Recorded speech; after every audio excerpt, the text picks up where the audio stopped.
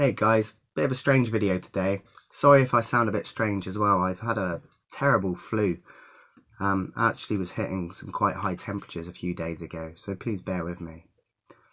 Yeah, it's a book review today, so I'm going to talk a little bit about the history of the writer and talk about the book itself. So here we go. Stephen King was born in a small town of Portland, Maine in 1946. He won a scholarship to Maine University and later became an English teacher. It was only in the late 1960s that King made a name for himself as a writer, however, when he had his first short stories published in a magazine, that of Startling Mystery Stories. King's first real success came with his first published book, that of Carrie, and he became a household name once the movie came out. Carrie's obviously been remade several times, much like The Shining and It.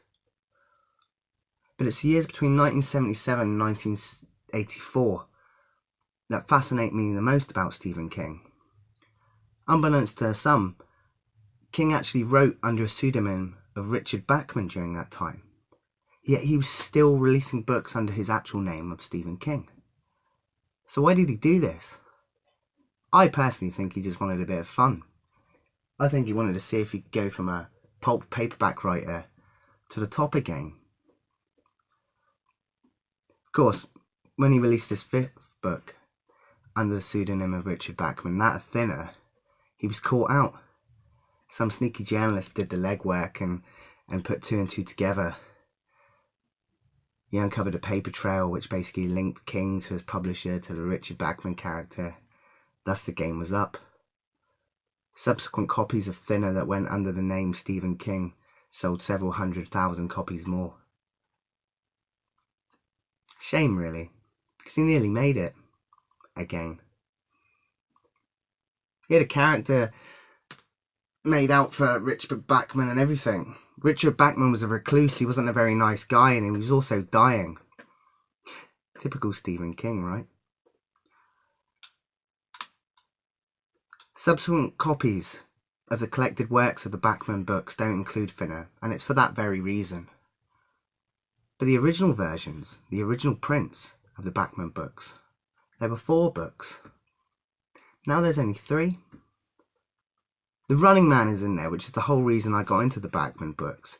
I saw the film the other day, and at the start of the movie it says based on a story by Richard Bachman. And even as a kid I knew it was written by Stephen King, but I never looked into Richard Bachman, the character. The Long Road is in there as well, which is also a dystopian, futuristic game show kind of story. And another story called Roadworks, which, quite frankly, I haven't got a clue about. So what's this missing story? Well, this is the story of Rage, Stephen King's most hard-to-find book, and subsequently the only Stephen King book that has been allowed to go out of print and is essentially banned. Rage tells the story of Charlie Decker. Charlie's a high school student and he's quite disturbed. The book starts off innocently enough. He's sat in an algebra class, but he's actually more interested in what a squirrel is doing outside than what's actually being taught in the lesson itself. He then gets called to his principal's office, and Mr. Denver. It's when he's sat outside the principal's office that this book starts to take a strange turn. Outside the principal's office, sat across from Charlie, is one of Charlie's dad's hunting buddies. He's there to sell the school textbooks. But you're kind of perplexed as the reader during this whole situation, because this guy's deeply intimidated by Charlie, wants nothing to do with him, can't even maintain eye contact with this kid. And it's actually Charlie that initiates conversation. It's only when Charlie actually goes in to speak to his principal that you understand why the guy was so reluctant to have anything to do with him. Charlie's not well. Charlie's deeply disturbed. And Charlie is indeed a psychopath. Charlie's basically been called in to speak to his principal for a heinous, horrible, violent crime that Charlie has committed. In the weeks previous, Charlie had beaten a teacher so bad with a pipe that the guy's on life support, fighting for his life. Charlie's basically been called in to see if he shows any signs of remorse for the actions and the things he has done. But of course he doesn't. He doesn't give a shit. Charlie keeps just clinging to the ideals of, I was getting it on. I simply wanted to get it on. Getting it on was actually going to be the title of the book before King changed it to Rage. Hearing this, Mr. Denver, his principal, informs Charlie that you're going to a reform school. Empty your locker and get the hell out of here. Charlie walks to his locker, starts pulling out his books one by one and tearing them up. He takes something from his locker, retrieves a lighter from a jacket that's in there, and then starts setting all his belongings on fire.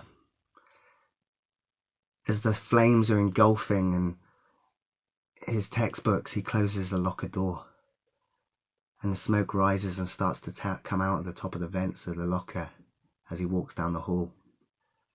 He walks back to his algebra class and opens the door, only to be confronted by a very confused algebra teacher. She doesn't know why he's there. She asks him, "Have you got a hall pass?" "Yeah," he says. "I've got one right here for you." He pulls a gun from his belt, points it directly at her head, and pulls the trigger. She's dead before she hits the ground. He then takes his class hostage. King pulled this book from publication after the events of Sandy Hook. He let it fall out of print.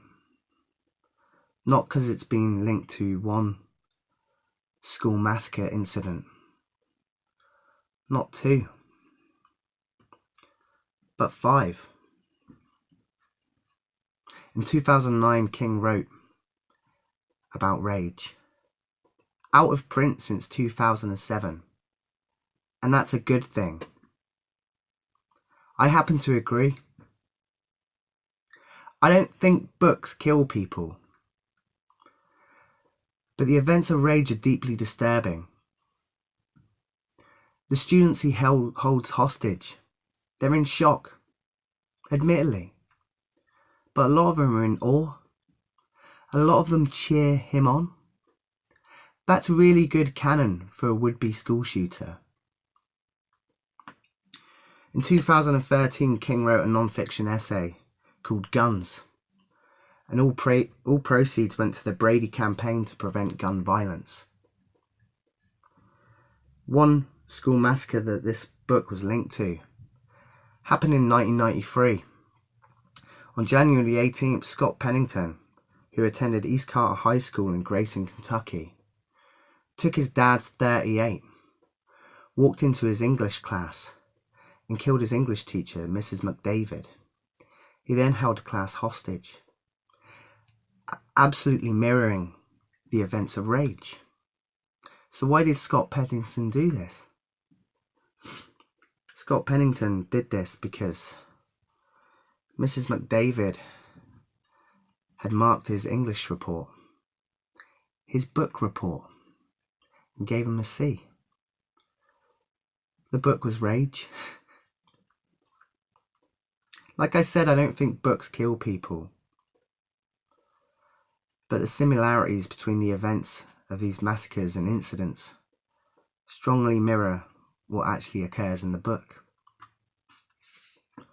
I think Rage is an important work. I think it's a disturbing book, and I'm glad it's out of print, but I think it's a very important work. It highlights the fact that people with mental health problems and people with disturbed thoughts aren't getting the attention they need. They're not getting the help they need.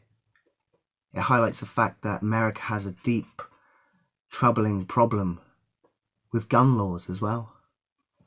Not long ago, an 18-year-old kid in Colorado legally bought an AR-15 and shot up his school.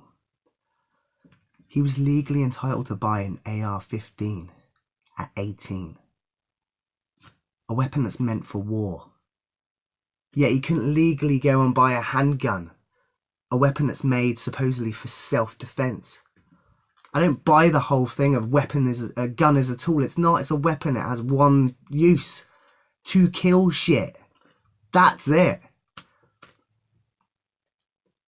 Anyway, that's the story of Stephen King's Rage.